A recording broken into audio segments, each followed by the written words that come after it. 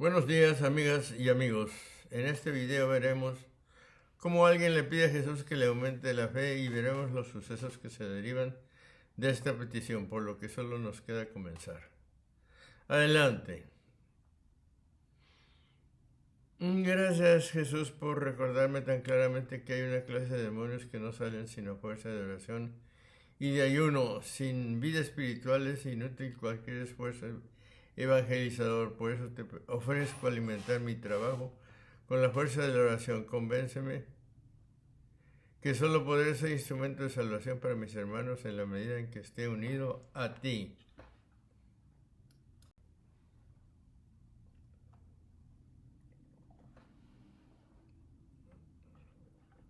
Llegaron entre tanto a los discípulos 14 y vieron un gran gentío que los rodeaba y escribas que discutían con ellos. Después que mostró su gloria a los 3 discípulos en el monte, volvió a los otros que no habían subido según las siguientes palabras. Al llegar a donde estaban los demás discípulos, vio-los rodeados de una gran multitud, etc. Aprovechando los fariseos la ausencia de Cristo, trataron de atraer a la multitud. No hay reposo para el hombre bajo el sol. La envidia mata a los niños. El hierro hiere la cresta de los altos montes, y hay algunos que aprendiendo con la fe como la gente común, u otros que envidiando con altanería como los escribas, vienen juntos a la iglesia. Cuando llegaron a donde estaban los otros discípulos, vieron. Los verbos en plural no encajan bien con el relato precedente. Algunos importantes manuscritos los han cambiado al singular. Mucha gente, mientras que la presencia de la muchedumbre se afirma desde el comienzo. Confrontar 9, 15, 17 es en el centro del relato. Confrontar 9, 25, cuando empieza a formarse o al menos a aglomerarse unos escribas discutiendo con ellos en el contexto presente. Imaginamos a los 9 discípulos, aparte de Pedro, Santiago y Juan, polemizando con los escribas. Así la escena se ambienta para la acción poderosa de Jesús que únicamente Él puede realizar.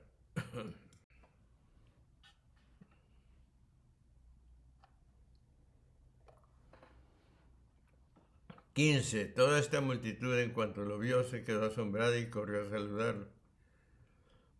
Y todo el pueblo, luego que vio a Jesús, se llenó de asombro, etc.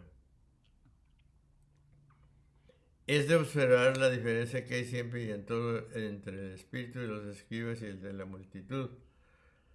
Los escribas no manifiestan la menor devoción, ni fe, ni humildad, ni reverencia al Señor, mientras que la multitud estupefacta al verle se precipita para saludarle, y acudieron todos corriendo a saludarle.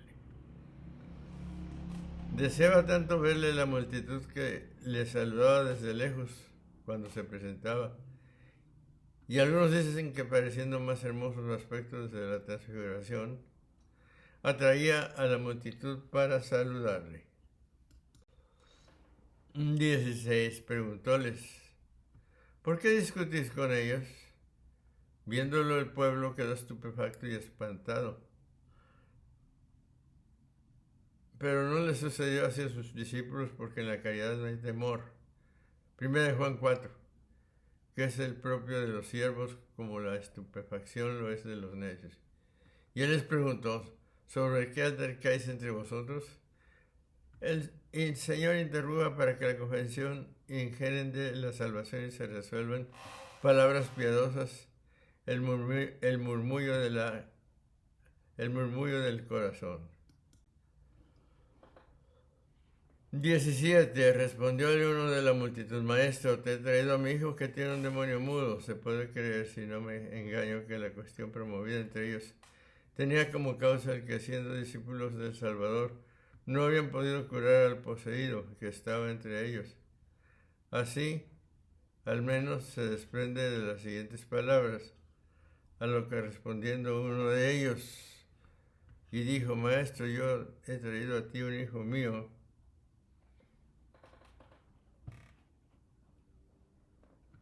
etc. 18. Y cuando se apodera de él, los amarrea y él echa espumarajos. Resina los dientes y queda todo rígido. Pedí a tus discípulos que lo expulsasen. Y no han podido. La escritura muestra la incredulidad de este hombre por la siguiente frase de Cristo. Oh, gente incrédula y por esta otra. Si tú puedes creer, sin embargo, aunque fuese su incredulidad un motivo para que el demonio no lo abandonase, acusa a sus discípulos, pedí a tus discípulos que le lanzasen y no han podido. Continúa. Observemos la necedad de este hombre que acusa a los discípulos cuando ruega a Jesús en medio de las gentes. Por lo que le reprocha el Señor delante del pueblo, haciendo extensivo este reproche a todos los judíos. Puesto que es probable que muchos de los presentes escandalizados pensaran que no debían pensar de los discípulos. Jesús, dirigiendo a todos la palabra, les dijo: oh gente incrédula, ¿hasta cuándo habré de estar entre vosotros? ¿Hasta cuándo habré yo de sufriros? En cuyas palabras expresa que desea la muerte y que el trato con ellos le era pesado. Le tira por tierra, le hace echar espumarajos y rechinar los dientes, hasta quedarse rígido. La descripción de lo que ocurre cuando el espíritu húmedo Neumalalón se apodera del niño se interpreta como un ataque epiléptico.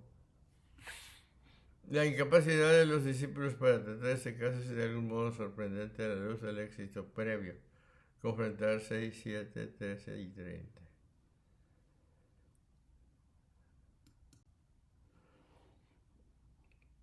Y 19. Entonces él les respondió y dijo: oh, raza incrédula, ¿hasta cuándo habré de estar con vosotros? ¿Hasta cuándo habré de soportaros? Traédmelo. Sin embargo, no se muestra irado contra el hombre, sino contra el vicio. Y así es como añade enseguida: traérmelo a mí, etc. El Señor permitió esto a causa del padre del muchacho, a fin de que, viendo los maltratos que sufrió de parte del demonio, fuese atraído a la fe en virtud del milagro que iba a obrarse. Generación incrédula. Y el comentario de Jesús tiene el tono del que se siente rendido ante la inadecuada respuesta a sus enseñanzas y actividad. Lo dirige contra toda la generación, no simplemente contra la muchedumbre, sino también contra los escribas y los discípulos. Puede haber también en el comentario una indicación velada a la muerte. Este reproche de incredulidad es el único que el Divino Maestro dirige a sus discípulos, pero es el más grave.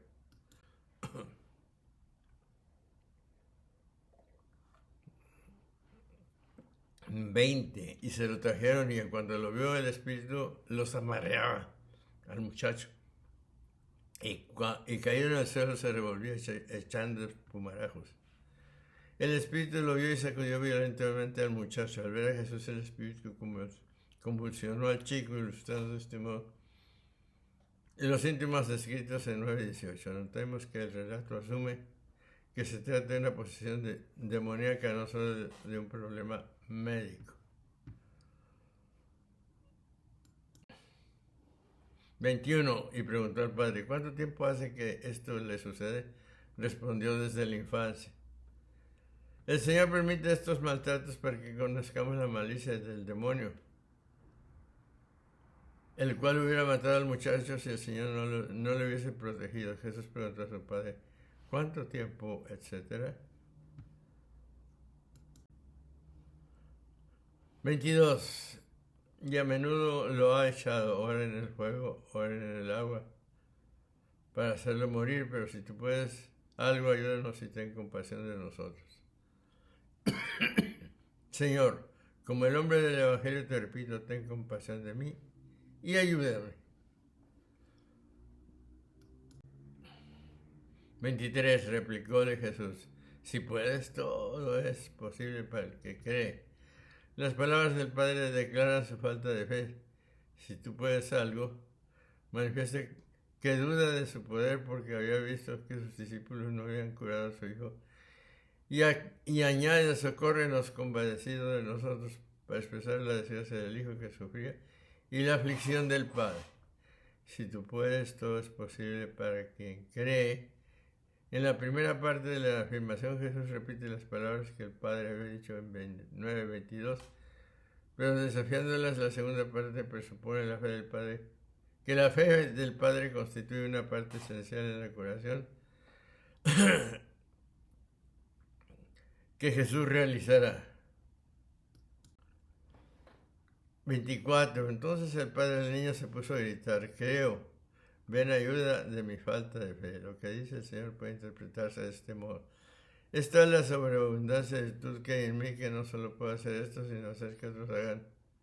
Otros lo hagan, porque si tienes la fe necesaria, no solamente podrás curar a este, sino a otros muchos. De este modo traía a la fe al que hablaba todavía como incrédulo, y luego el padre del muchacho, bañado en lágrimas, exclamó diciendo: oh Señor, yo creo, ayuda tú mi incredulidad.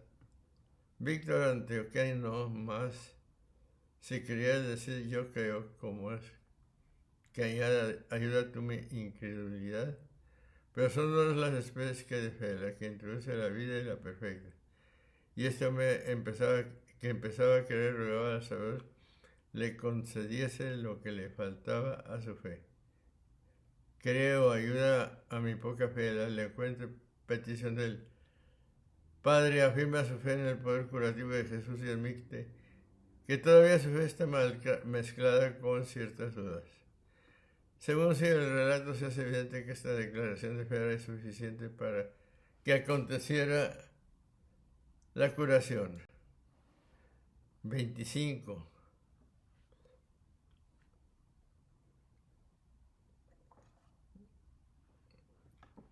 Y Jesús, viendo que se aproximaba en un tropel de gente, conminó al espíritu diciendo: el espíritu muy solo, ya te lo mando, sal de él y no vuelvas a entrar en él. Eso nos demuestra también que nuestra fe es débil si no se apoya en el socorro y ayuda de Dios. La fe acompañada de las lágrimas llega a lo que se desea. Y por eso dice: viendo el Señor el tropel de gente que iba acudiendo, amenazó al espíritu inmundo diciéndole: oh espíritu sordo y mudo. Viendo que acudía tanta gente, amenazó.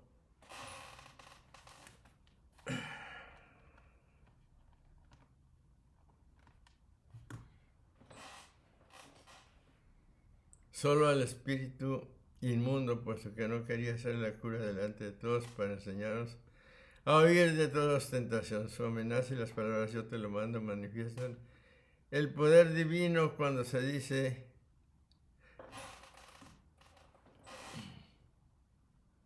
no solo sal de él, sino no vuelvas más a entrar en él. Manifiesta que estaba pronto a volver a entrar porque la fe de aquel hombre no era perfecta todavía, y el mandato del Señor se lo impedía. Y echando un gran grito, continúa y atormentándolo horriblemente al joven, salió de él, etc. Porque no pudo el diablo matarle en presencia de la verdadera vida. Espíritu mudo y sordo. Antes de esta invocación se describe también el espíritu como impuro, mientras que en 9:17 es calificado simplemente como espíritu mudo.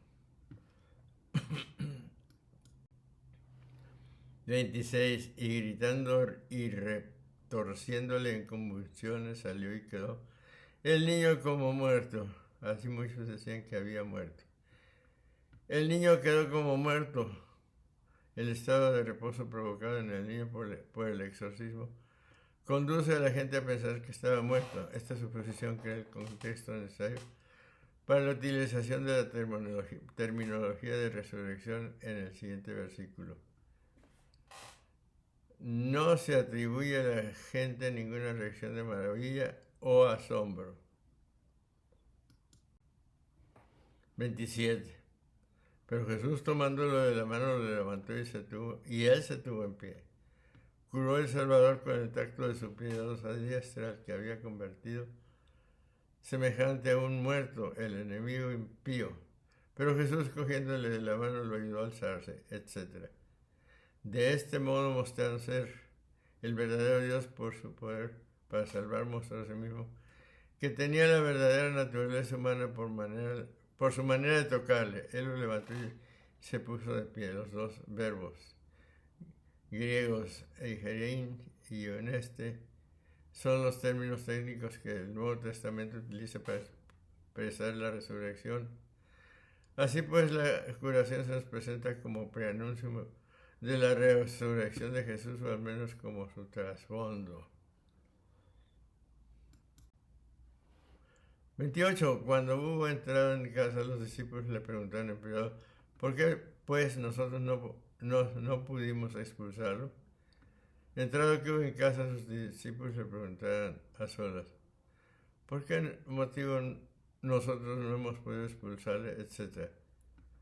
Sus discípulos le preguntaron en privado. El centro de atención se desplaza a los discípulos, como en 9 del 14 al 19, y en la estructura marcada la perplejidad sobre su incapacidad para curar al niño procede de su primera misión, 6-7, y del éxito inicial, 6-13 y 30.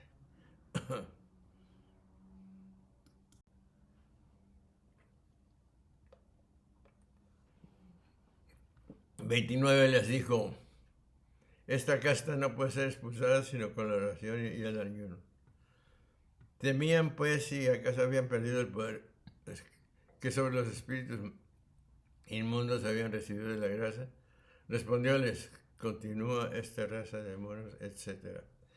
Es decir, de los poseídos o simplemente de toda especie de demonios. Es necesario pues que ayune el que cura aquel a quien cura, porque es perfecta la oración cuando se le añade el ayuno. Es decir, cuando la sobriedad del que ora le libra del entorpecimiento que causan los alimentos. Sino con la oración. La explicación de Jesús sugiere que los discípulos deben confiar en el poder de Dios, simbolizado en la oración. La frase "y con el ayuno", que se encuentra en algunos manuscritos, es una adición posterior.